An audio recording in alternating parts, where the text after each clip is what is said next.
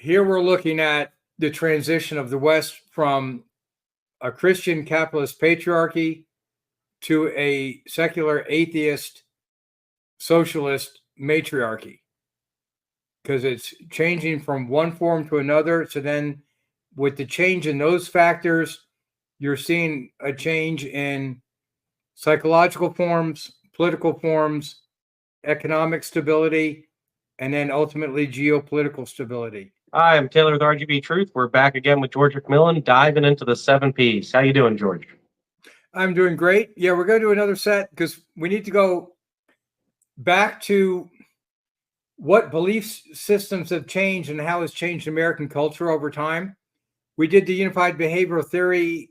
We did that in 2 parts to go over what the frameworks were and then how to start tracking how to use those frameworks to track the 2 trends of technology and population growth over time and the mass migration of first world country jobs moving south to the third world and people from the less developed countries migrating to North America and Europe. Those are your 2 primary and 2 secondary trends. Here we're looking at the transition of the West from a Christian capitalist patriarchy to a secular atheist socialist matriarchy, because it's changing from one form to another. So then with the change in those factors, you're seeing a change in psychological forms, political forms, economic stability, and then ultimately geopolitical stability. I did a long series of land power versus sea power, Promethean dime models applied to the Russia 6-power strategic plan model versus the old 5 power center model of George Kennan, which is the United States is still very much using to contain Russia in Eurasia. You can see all the proxy wars all around Eurasia where the United States is trying to hem in Russian natural gas and Chinese overland logistical supply routes. And then they're trying to integrate and break out. So we have the different models are used domestically and internationally. So the 7P models take the information from the unified behavioral theory internal and use it to analyze domestic politics. But we also have slide sets that relates it to international geopolitics, because the unified behavioral theory is a methodology. So it's got its applications in external geopolitics and then internal politics. So here I had professors that were incrementalist socialists for my constitutional law class decades ago. And what they basically said is basically becoming true. So I took it as the incrementalist socialist model, and I put it into a 7P plan. I got that from I think it was Dan Pipes who originally had that or something, but I modified it and made it a 7P plan. Dan Pipes was he's from Harvard on the Middle East Forum, and is the name of his company. And I think I heard it somewhere else too on a YouTube channel, like back in 2014 or 15 or something. I can't remember, but yeah, I don't want to plagiarize anybody, but I have my own version. I got it. I think it was from Dan Pipes originally. I'll cite him on it, so I'm not plagiarizing anybody, right? So yeah, let's get into it. So the first one I just quickly ran over. It's the gist of Rousseau leftism is to get rid of property rights and marital rights and the patriarchal family and move away from Christian capitalism and move towards secular atheist welfare state to support a matriarchy. A lot of people don't realize that leftism is a change in family conception of the family and a change in government form. Because I took a 1 semester class in that decades ago, and it's a very useful class, and it combined with the liberal versus conservative Enlightenment philosophy classes that I had, it's ended up creating the unified behavioral theory that will become more clear when we do the next sections of that. But we're going to intersperse that with the 7P plan and how they took over the university system and destroyed it and are changing family form and government form in the United States. So this one talks about, most people aren't familiar with the history of post-Rousseauian leftist literature and do not realize that leftism has more to do with exalting gender equality based on the single mother parent family concept rather than exalting the proletariat working class. The works of Rousseau, Marx, and Engels explain the relationship between micro-family forms and macro government and economic forms in their writing. Their writings explain the nexus between Marxism and feminism expressed by such feminist writers as Simone de Beauvoir in The Second Sex, 1949. She was Jean-Paul Sartre's girlfriend, for those people that that don't know. Anyway, many blue-collar men are finding out that leftism has more to do with advancing feminism than the working class issues, as their jobs were steadily shipped overseas since the 1980s, and migrants were welcomed in by the millions, and divorce court has become a nightmare. So men, if you watch the different MGTOW movement videos on YouTube, you can certainly tell that men see the results of this. They may not know the literature behind it because they're changing the divorce laws, or they're letting mass migration in, or shipping jobs overseas. So when you're looking at the 7Ps, every single one is being manipulated. You have critical gender and race theory politicians pass more liberal laws. You increase the great ideological welfare programs.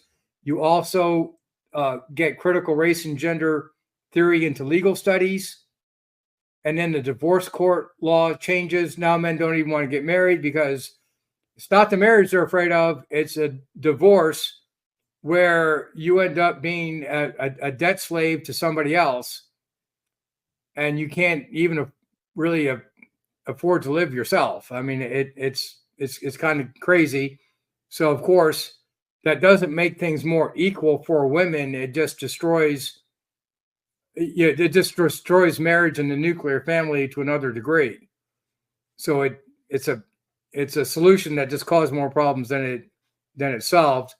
But people need to know where the literature comes from. So the result of this, because in the unified behavioral theory I'm talking about, the United States is no longer, it's not just the United States, it's Korea and Italy and much of Western Europe. They're no longer pursuing an evolutionary stable strategy of reaching population replacement ratios, and now you have the great replacement occurring. And of course, the reason of that is actually to shift, Europe and the United States to a single party state. Yeah. Okay. So this slide said ends. They think they're going more towards a socialist utopia, but rather than being a linear directional, you have a little crash with the Cloud and Piven plan. But once they take over, they imagine they're going to make everything better once they get in power. But every socialist state, ends in, they end up usually wiping out 10% of the population one way or the other. So it's not the socialists are linear directional theorists, thinking that you went from aristocracy to democracy, then they're going to go to socialism. They're supposed to go to communism, but communism already collapsed, so that's off the table. So they think it's like a step function where you go towards socialism. Cyclical theorists think countries rise and fall. So if you're a linear directional theorist like they are, they think they're going to ascend to another height. I'm a cyclical theorist. reading Plato or Aristotle, Spangler, John Glubb. Countries or empires rise and fall.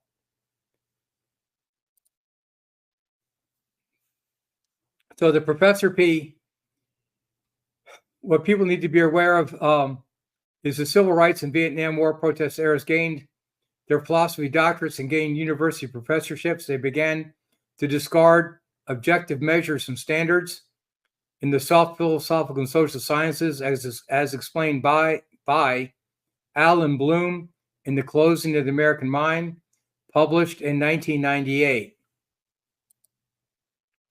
1992, Tooby and Kosmides wrote in The Psychological Foundations of Culture. 1960s, liberals took over the department chairs.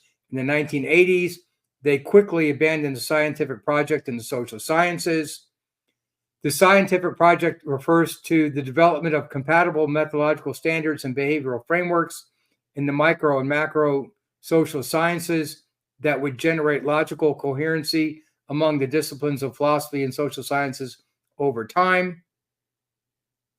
But they abandoned this project, and now the human studies are just an incoherent web of fashionable nonsense, like what Alan Sokal and Jean Brochemont wrote in their book in 1977. So we went over that.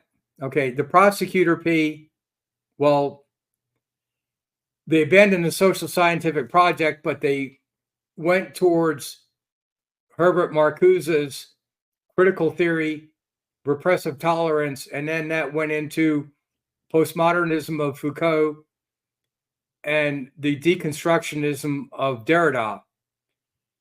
What does that all have in common? Well, instead of using the Hume-Smith model versus Marx-Engels models like I did to perform autopsies on the failed Marxist experiments, they got rid of the social scientific method, or they got rid of the scientific method in the social sciences so they could avoid performing autopsies on failed Marxist experiments. Instead, by sleight of hand, they teach, critical race and gender theory in the different law schools, and they start taking over. They start enacting the different incremental Fabian incremental socialist welfare strategy. So, what is the incremental socialist welfare strategy? Taking over the universities, taking over the legislatures and the prosecutors. It's going right down the P's, taking over the police. Leftists always thought theft should not be prosecuted in the courts because if property rights are illegal, there's no such thing as theft. So as soon as they start getting their prosecutors in district attorney positions or judge positions in the bigger cities, you're seeing they're letting, they're not prosecuting criminals. They're prosecuting store owners and homeowners for defending their property, and not arresting the criminals. You see that in the stand down orders for the Antifa BLM riots. Of course, they want to prevent counter revolutions, so they would love to do away with the Second Amendment because they don't want Christian conservatives to ever fight back. They want to achieve a single party state and hold it. Yeah, the politician P refers to the need to gain a critical mass of political leaders at all local, state, and federal levels to promote the transformation of America from Christian capitalism republics towards secular, atheistic, socialist welfare states over time. Yeah, they need to turn a few more red states to blue. They're doing that like we've been talking about with mass migration. Mexico's population was about 13 million in 1900. So it's been doubling every 25 years. So just double that out, 13 million to 26 million by 1925 to 52 million in about 1950. And then Yeah, then 104 million by about 1975. So then again, between 1975 to about 2000, it was due to double again to about 200 million. The United States has been taking about, I'm just going to make a guess, about half of their increase every time. So this time, instead of getting thousands, that's why we're getting millions. If you look at Google for population for Mexico, I think it says about 140 million. I haven't checked recently, but it's something like that. But my professor in the 90s, early 90s, was talking about, the population doubling a long time is where I got this part. And I look at that numbers, and then I look at the numbers that say, well, how many tens of millions have crossed the border? And if their population is about 150 million now, that means that we took in the other 50, 60 million already. If Mexico's population, I mean, their statistics are just, well, they're about as accurate as ours.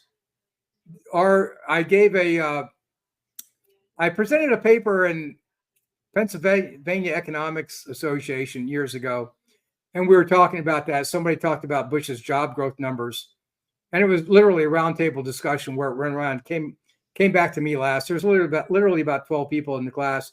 I mean, in that table, and I was about 10. So when it finally came about me, people had like, oh, I guess 2 or 3% is okay or whatever. And when it came to me, I started talking about, well, if Mexico's population growth has been doubling, and Bush's job growth numbers are mostly in the housing market, and the housing market is notorious for hiring illegals, well, then that makes me believe that the job growth numbers could be 2, 3, 4, 5 times what the Bureau of Labor Statistics says, and nobody would notice. I was throwing that out there to be provocative. The problem was everybody around the table agreed with me. The Bureau of Labor Statistics, and this is back in 2006. This is a long time ago. They thought Bureau of Labor Statistics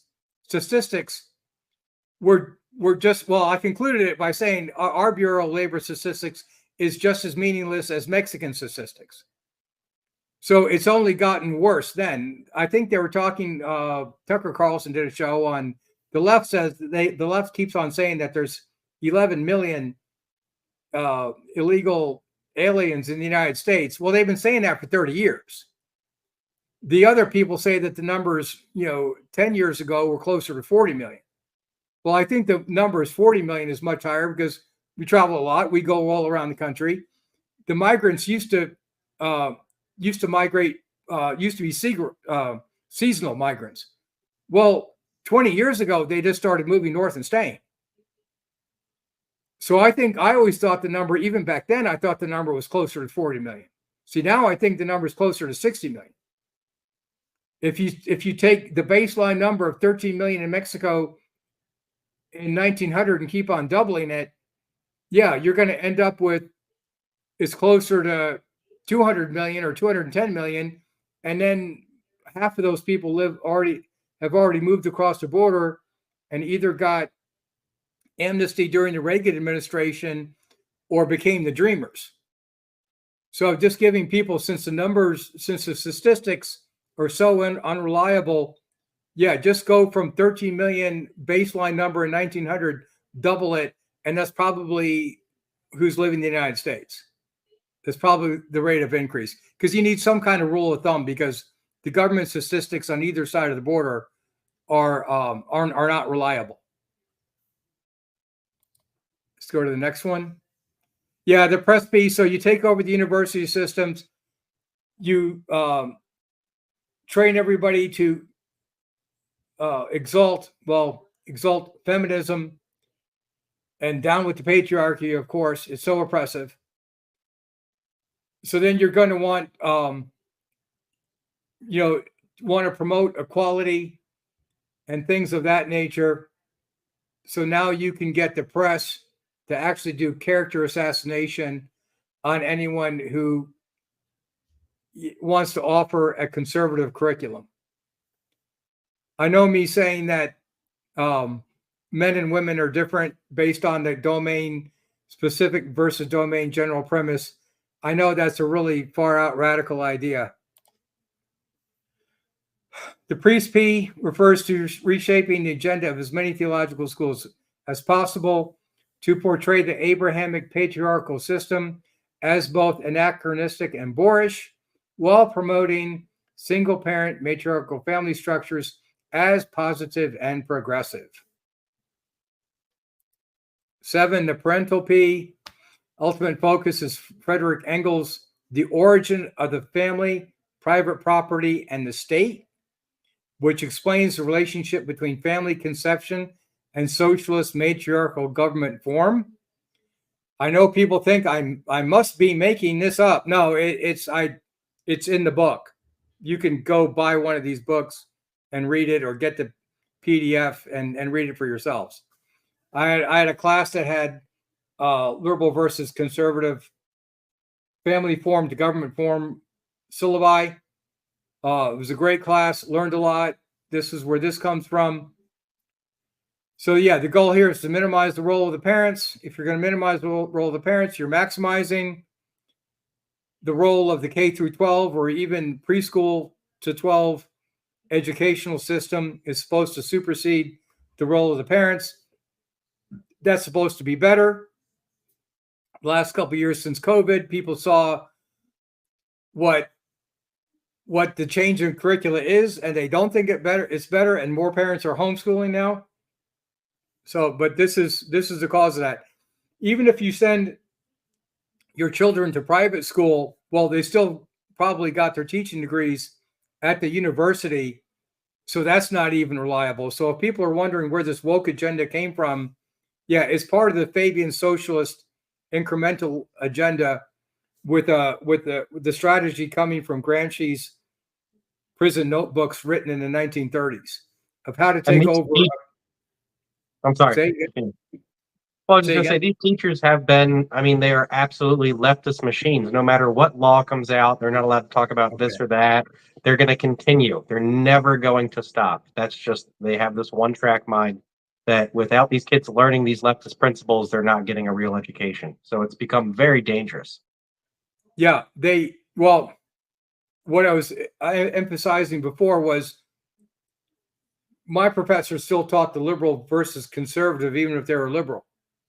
See, now they just take out the conservative, but it's not just a conservative opinion. They took out the accurate theories of human behavior.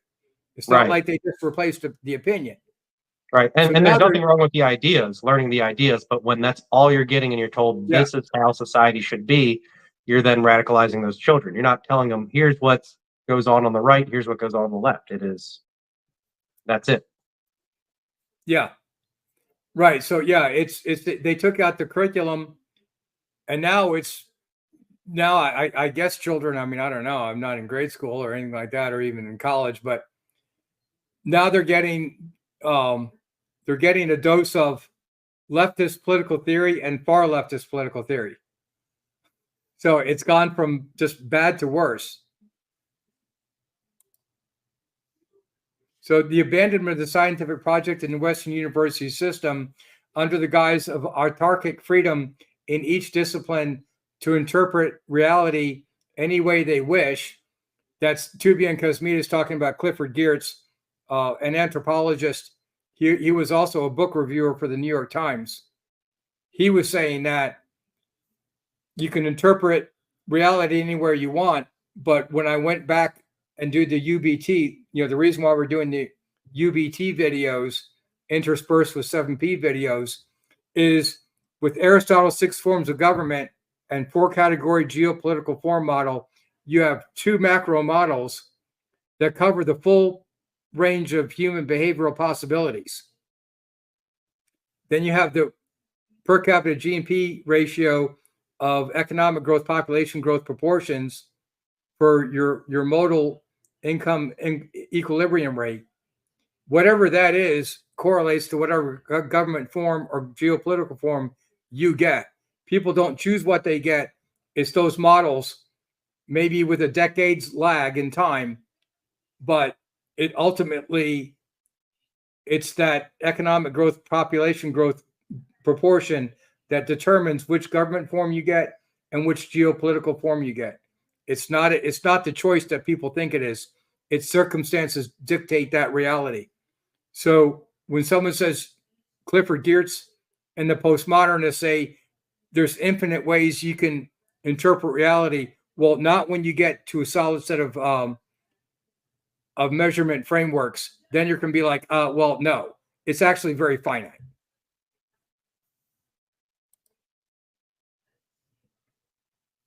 Okay, rather than where's this experiment going? Rather than creating a utopia, yeah, the West is becoming evolutionary unstable, probably psychologically unstable, difficult to prove. People can say there's an increase in cluster A, cluster B, cluster C. Psychological disorders, difficult to prove. There's a drastic increase in psychological medications. You can say that. Some people will say, well, maybe people needed them decades ago but didn't have them. I think that Dewey was right. Sometimes I agree with John Dewey, the philosopher from the 20s and 30s on pragmatism.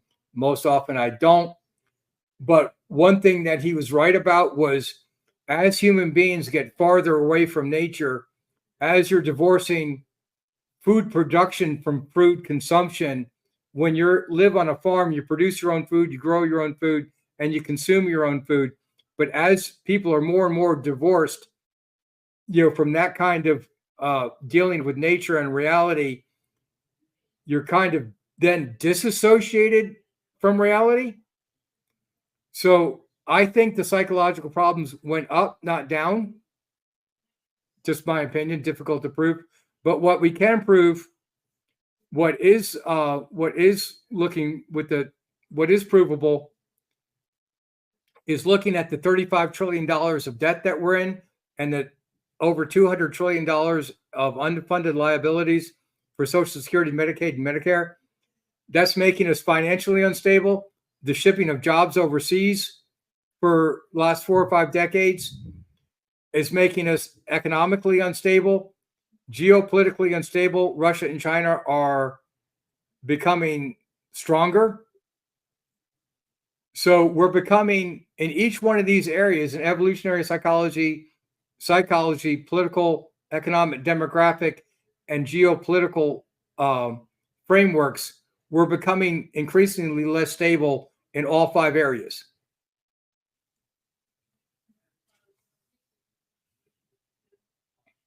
Okay, yeah, this slide here, it finishes out by talking, Tooby and Kosmides talk about the autarkic standard social scientific model needs to be replaced with an integrated causal model.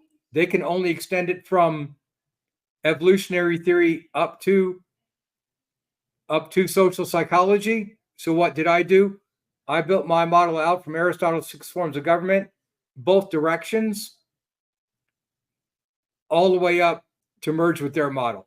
So now you have a logically coherent model that the university system could gravitate to, if this gains traction. Yeah, this is just a discussion of the different books. Jean-Jacques Rousseau, Discourse on Inequality, 1754. His Social Contract in 1782. That became the basis of the French Revolution. The French Revolution, they say it wasn't a completed revolution. They say it stopped short of socialism. So now they want to have a completed revolution. That's what the experiment in the United States is about. Yuri Bezmenov videos. A lot of people have seen those videos and like, wow, it's scary. The Soviet Union or Russia is going to take over is going to demoralize the United States. I mentioned that because by the time that he was just talking in the 1980s, mid 1980s, what Tooby and Cosmides and Alan Bloom were talking about in Closing the American Mind and Psychological Foundations of Culture is that the left already took over the university system. So by the time Yuri Bezmenov was talking in the mid 1980s, it was already fait accompli. They had already achieved that goal. So it's not something that the Soviet Union or Russians are trying to achieve now. No, it was already achieved for several decades. Now, what are you going to do about it? Well, of course, I think we should go back to the scientific method and my unification of the social sciences.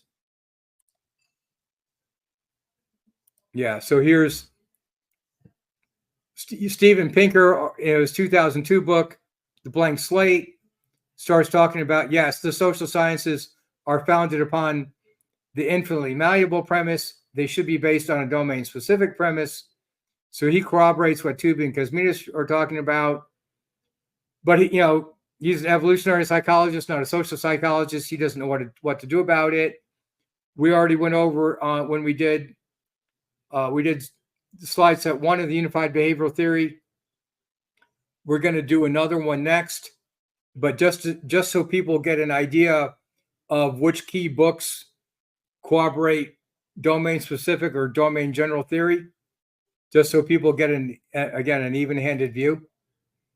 Yeah, here's their books. The Psychological Foundations of Culture originally appeared in Adapted Mind in 1992 with Jerome Barkow. They've updated it in David Buss's Handbook of Evolutionary Psychology, and I think that's 2005. Steven Pinker's book to the right, 2002. One of the first evolutionary biology books was Donald Simon's Evolution of Human Sexuality. He starts talking about the different male and female forms of jealousy. So that's always been a controversial book. And if you just read the synopsis of it on Wikipedia, it's interesting because the leftists don't like it because if men and women have different innate drives, it's a domain-specific drive. But they're pushing for the Marxist domain general drive. So they really don't like, they don't like anything Freud wrote. They don't like anything Fromm wrote. They don't like anything Donald Simons wrote. Anything that's domain-specific, they really want to get rid of.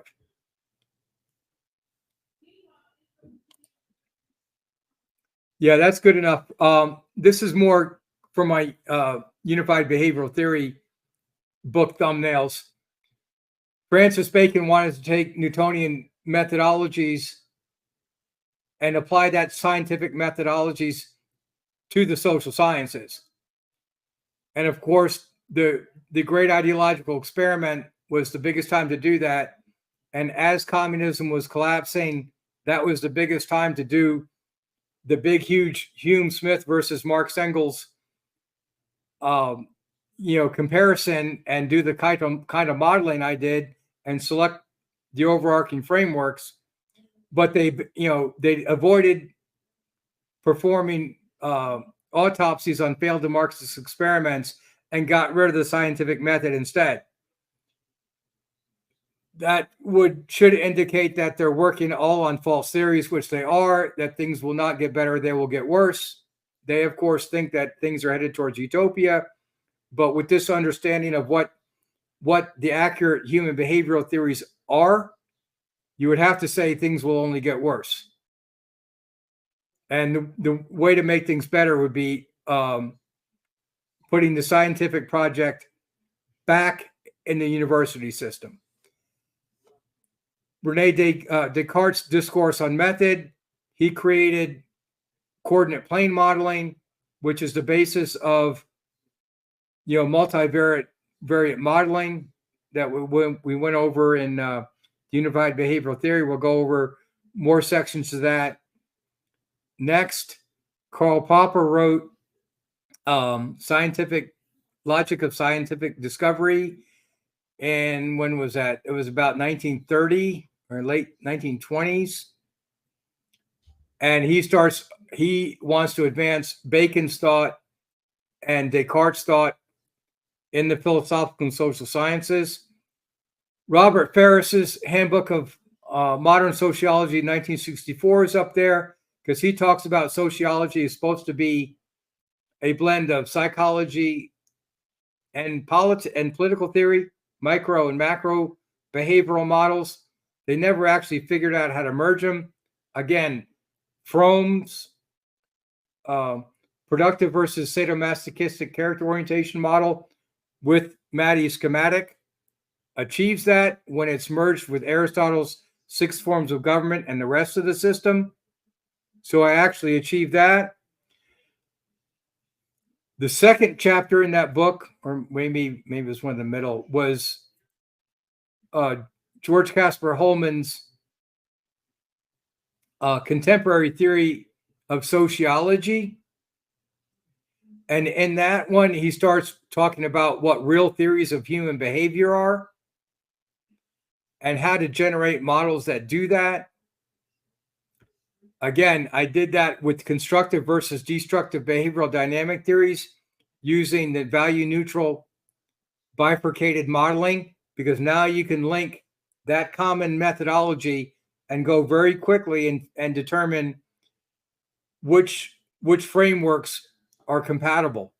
And then that's how I identify them very quickly. Okay, well, it took a long time, reading a lot of table of contents, forwards, and first chapters in libraries. And then I had most of the books laying around the house, actually.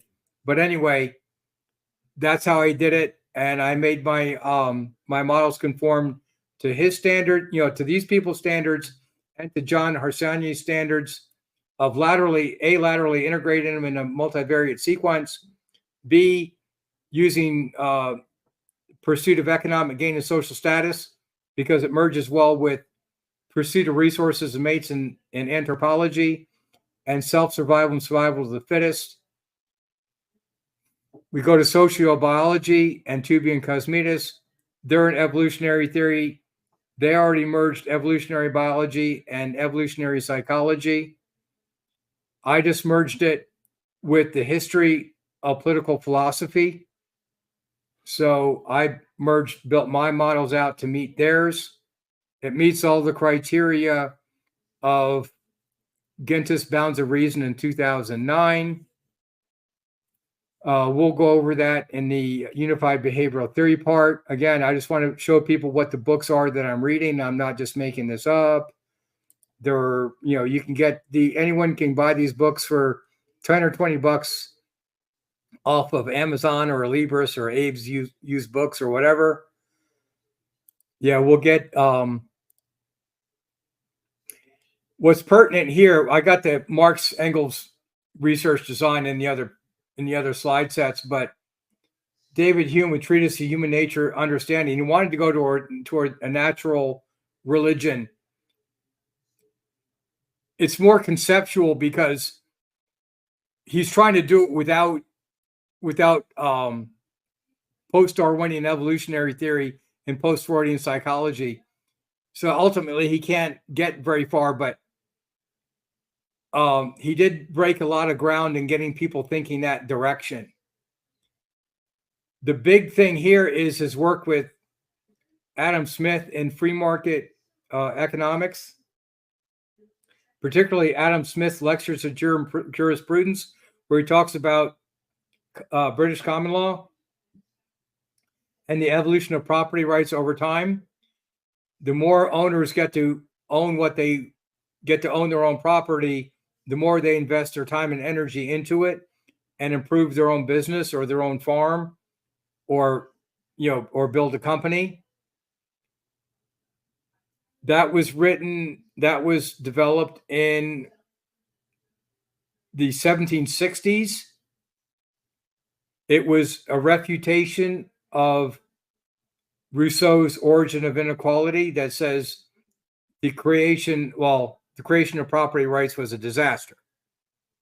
Adam Smith's Lectures of Jurisprudence say no, without firm property rights, the economy and the polity declines.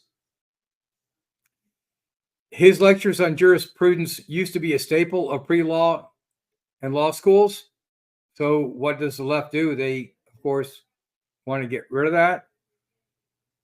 So now with these key books taken out of the university system, how does the university system find its way back? Well, you put them back into the curriculum.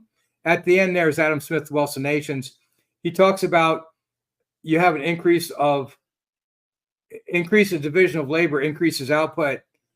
You can also say the increase of technology increases output. So a combination is division of labor with the increase of technology and organization increases output. So all economic theory is based on putting human organizations and technology together in some kind of assembly line format, increases gross domestic product. So that's given rise to the post-Walrasian general equilibrium theories and the Solo Swan type models in economic theory. So that's all mathematized. In the unified behavioral theory, I explained you can take those models in economics because per capita GNP function ties economics and demography together, or economics and end person polities together. So it links. It's the basis of linking through the neighboring fields together. And yes, you can actually start to mathematize all the different disciplines of philosophy, because the philosophy professors they haven't had the methodological standards to advance their discipline in decades.